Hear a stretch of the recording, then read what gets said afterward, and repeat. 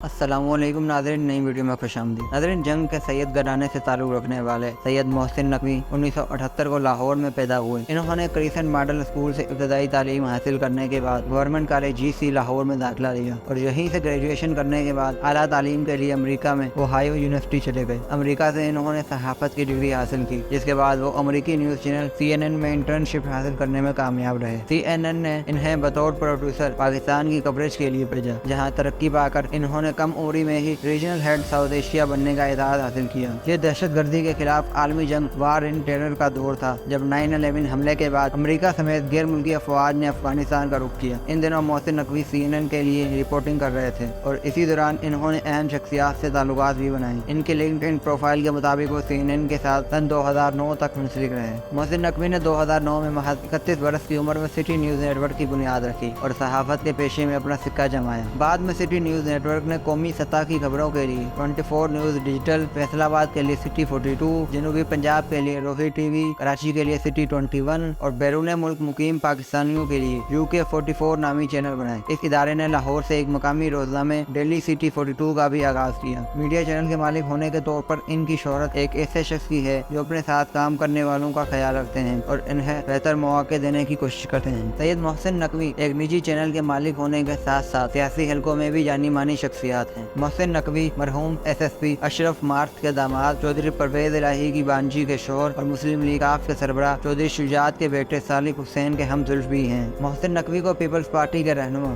آصف علی زرداری کے بھی بہت قریب سمجھا جاتا ہے۔ محسن نقوی کا نام اپوزیشن لیڈر حمزہ شہباز کی جانب سے نگران وزیر اعلیٰ کے لیے بھیجے گئے 2 ناموں میں شامل تھا۔ PTI کی جانب سے الزام عائد کیا جاتا ہے کہ محسن نقوی PDM میں شامل جماعتوں کے قریب ہیں اور صوبے میں انتخابات پر اثر انداز ہو کر ان کے انتخابی مہم کو نقصان پہنچا سکتے ہیں۔